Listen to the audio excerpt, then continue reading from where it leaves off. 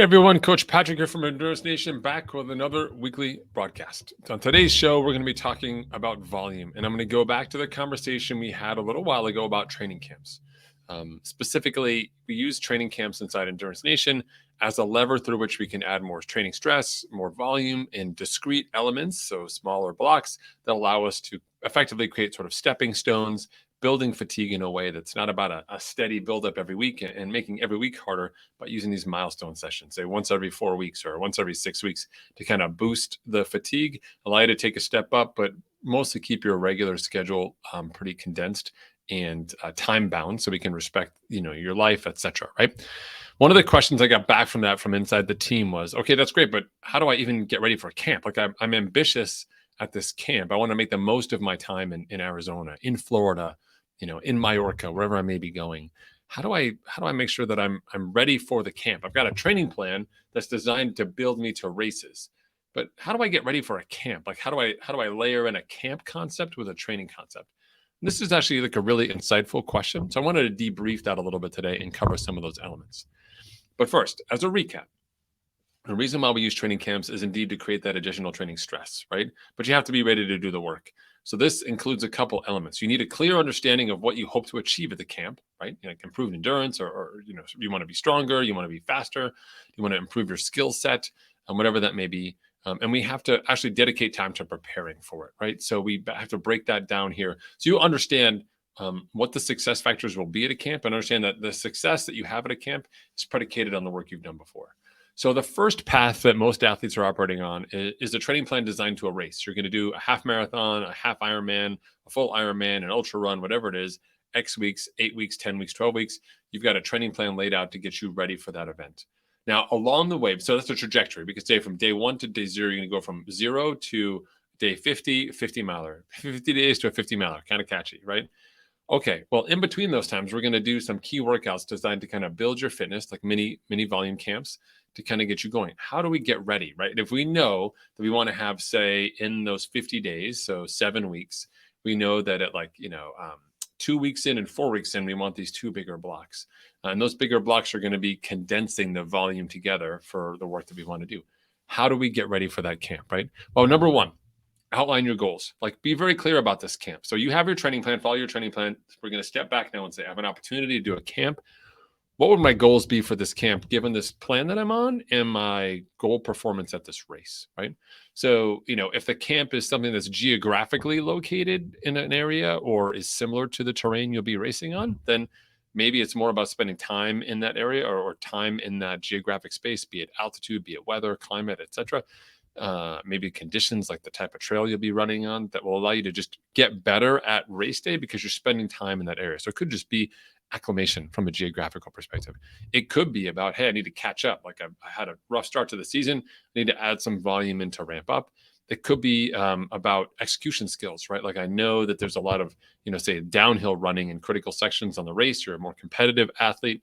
So you're saying, I want to spend time at this camp focusing on some of that downhill running to make sure that I'll be fast. So once we know whatever that main goal is, or maybe even top 1, 2, or even 3 goals of the camp, we can then say, all right, how do I get ready to achieve that goal, right? So we'd say, for example, let's take the downhill running, because that's an interesting one. There's a lot of downhill running. In an ultra, downhills is where you get most of the running done. It's not easy to run uphill. If you say you're going to run uphill in an ultra, you haven't done an ultra. And so most of that running happens downhill. So you have to be efficient at running downhill. Have to be sometimes a little reckless. Just be safe, please, when you're running downhill.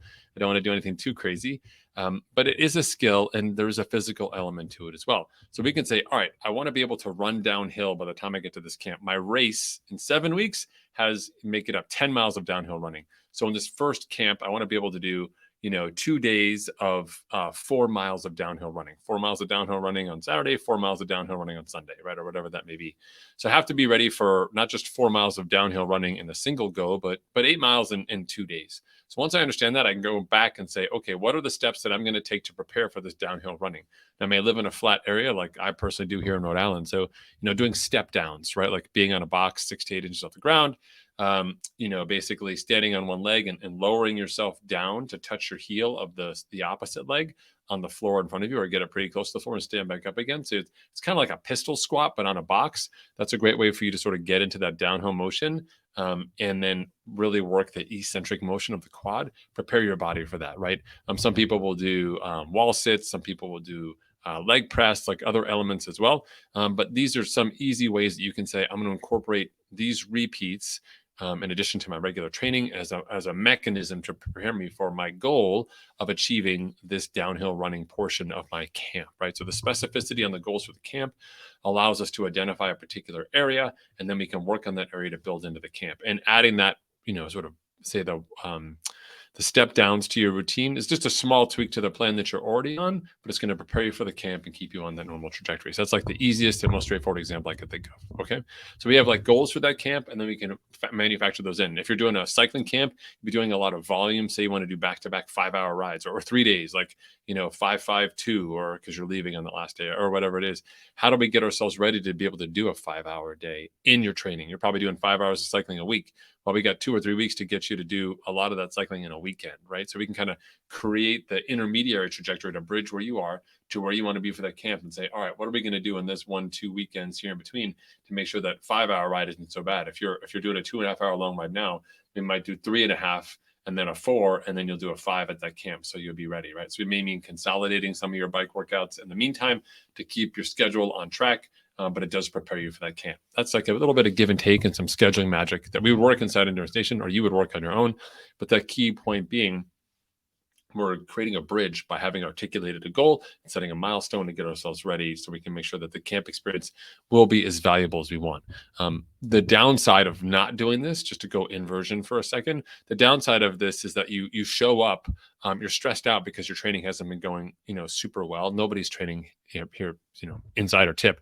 No one's training ever goes as well as they want. We have lives, right? If the training is going too well, then that person probably doesn't really have a life, right? Just saying, just put it out there. So when things are not going well, you head into the camp and you're more ambitious. The less prepared you are, more ambitious people are with their camp goals.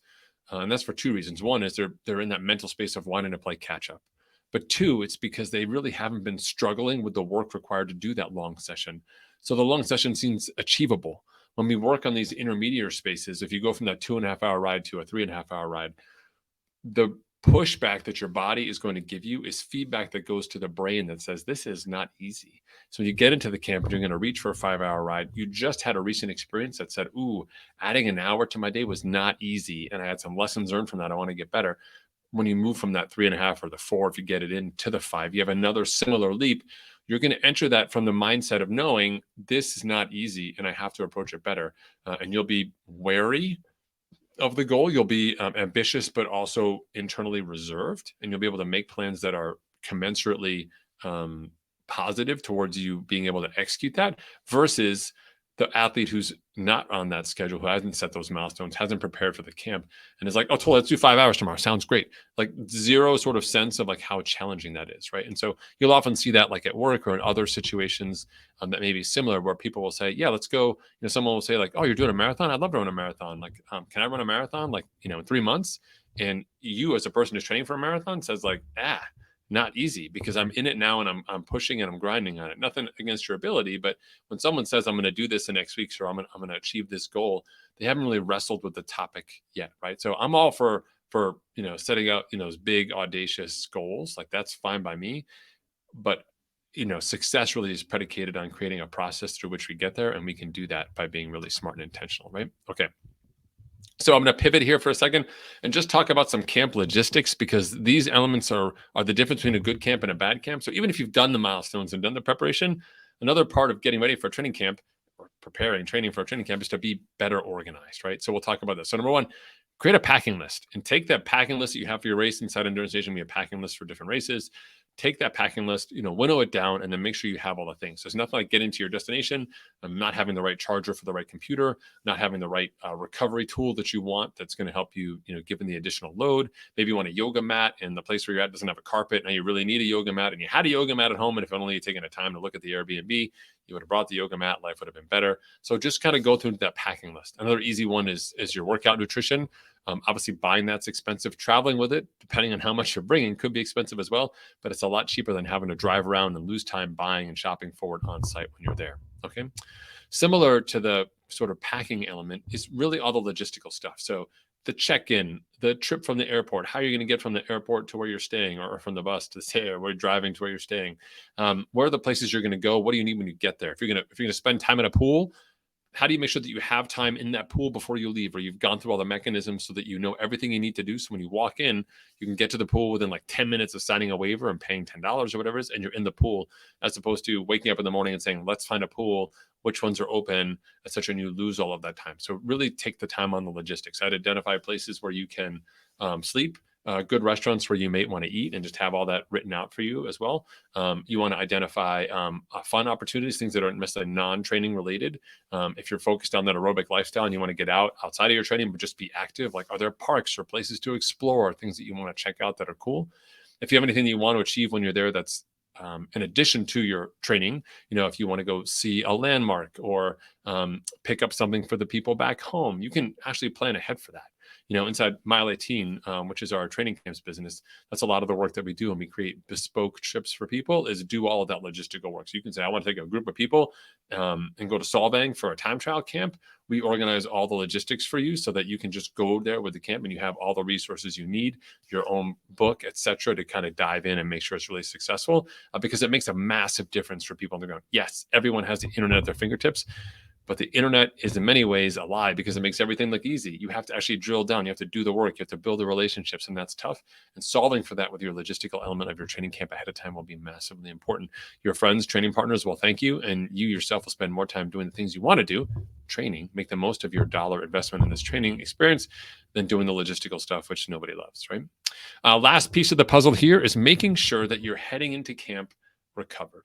Okay. And this is actually really important. It's common for people to be, like I said earlier, under the gun, really training late, trying to get stuff in before the time of the camp. And they're really cramming in that training. Like, oh, I got to do this 5-hour ride. Last week I was supposed to do a 4-hour ride. I didn't get it done, but like, it's Wednesday and my meetings have all been canceled. I think I can, get up a little earlier and do this 3-hour ride today. It wasn't on the plan, but I think I can cram it in. You have to balance that against the need to show up to the camp rested and ready. You're going to be doing a lot of work. High athletes, high performance athletes, a day. You can take a day of rest and you'll recover enough in that time to be able to do the camp. But if the less that you're training, the less consistent you are, the more time you need. And I'm not saying don't train for 3 days, but I am saying reduce that training load heading into the camp. Give yourself more time to solve some of those logistical elements, but make sure you're rested in front of the camp and then also on the way home. Coming back out of a camp, it's actually really hard to rest because you're super excited. You're energized. You had a great time. You met people. You're inspired. The last thing you want to do is come home and not train for 2 days or whatever that is. Really take the time to do the math on the work that you accomplished inside camp and how much time you need to rest again to get to your baseline. Some people who are using HRV or tracking sleep quality may be able to use some of those metrics as a guidance element to keep you on track to best recovery. In general, I tell folks all the time that for every 6 hours of training time you get in a camp, we roughly want about 1 day of rest, at least on the front end for 2 days. So if you did an 18-hour training camp in 3 days, then you probably get 2 days of rest. And that third day could be active reentry, active recovery. But 6 hours is a good benchmark for the amount of time that you want to rest. Outside of that, if you have questions about getting ready for a training camp and adjusting your schedule, hit us up in the DMs, hit us on socials. If you're on the team, of course, send a message or post to the forums. We'll be happy to walk through it with you. But getting this part right, making sure that you're on the trajectory for the camp, being ready for that camp, and then processing that camp through absorption and creating opportunities for rest will set you up for that early season success. All right. Thanks so much for tuning in. Take care, everyone. I'll see you next week.